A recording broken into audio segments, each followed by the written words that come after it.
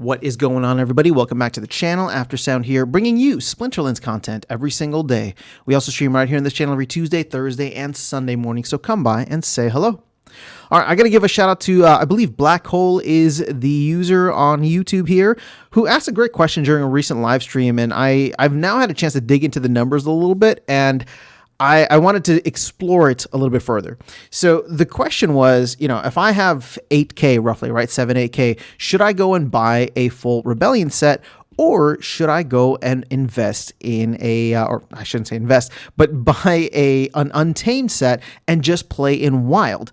Now, here's the thing, right? There are certain cards in Untamed, namely Jötunn, namely Kitty, that are probably always going to be super, super powerful and the go-to cards for most people. Obviously, they are not playable in Modern anymore, but as we've seen the team do, and do well, I might add, they've had a very balanced approach to many of the new cards that have come out, right? First, you had the Chaos Legion rewards cards, then you had Chaos Legion itself, and Rift Watchers, and now Rebellion. There haven't been any cards that have just absolutely taken over the meta in the way that Kitty and to a certain extent Jötunn does, right? But even still, there's other cards within the Untamed meta that are very super powerful, I would say. Maybe not the primary go-to cards, but definitely if you run into them, right, it's just, well, it absolutely sucks.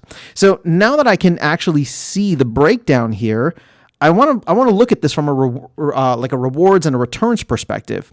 Now, if you were to go with the Kitty Jötunn Untamed lineup, you can see here, at the highest levels, Modern is still paying out significantly more, right? We knew that this was going to be the case with like Bronze through Gold, right? And you can see that very much so. So at the top of Bronze, for example, you get 0.4 SPS per win in Modern and 0.04. So it's a 10x difference in the amount that you get from Modern to Wild.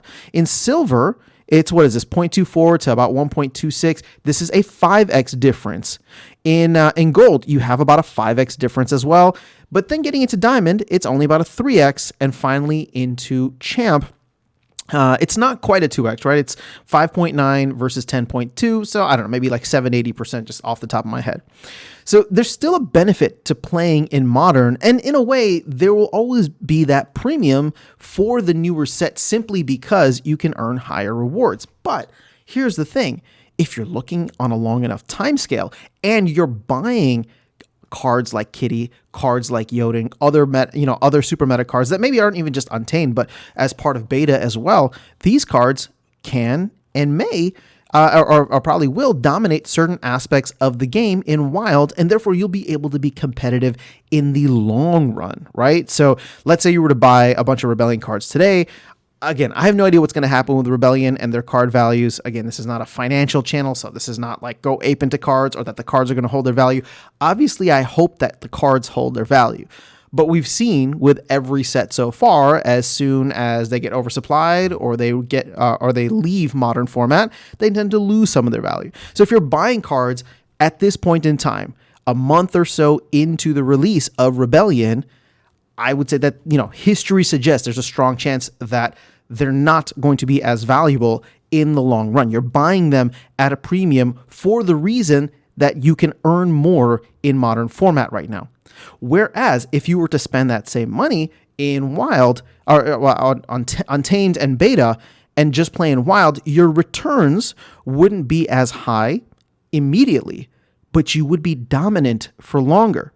So there's no right reason, there's no right or wrong reason in whichever way, a person decides to go. And it's actually made things interesting for me because I think somebody mentioned like Kitty is at like $100 per BCX right now, which is fascinating because a Kayn is like $30 per BCX. Now, here's the thing.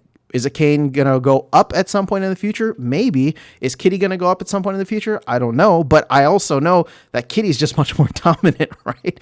Kitty versus a Kayn. I think people are going to choose Byzantine Kitty most of the time.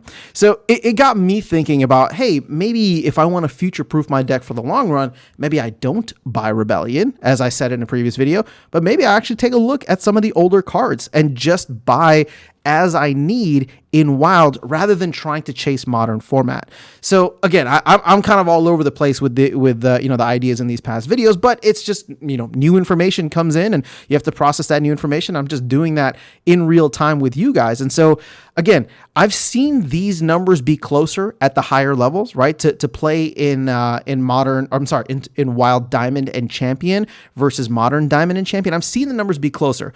Clearly, though, we are seeing, I don't know if it's like a ratings inflation or something towards the end of the season, all of these accounts getting up and higher into these levels, right, into these leagues, and we're not seeing that as much in Modern format. Granted, if we get more players that come in, they start eating up a lot of the Chaos Legion cards, and we just get more accounts playing in Modern format, we could see that happen there as well.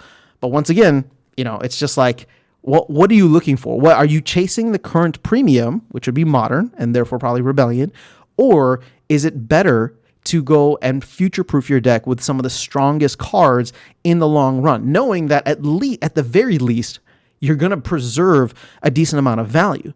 Again, so it's whatever your goals are, right? And again, I have no idea what's going to happen with card values, but I do know that Kitty's trading at probably the lowest that I've ever seen it while I've been here in the game.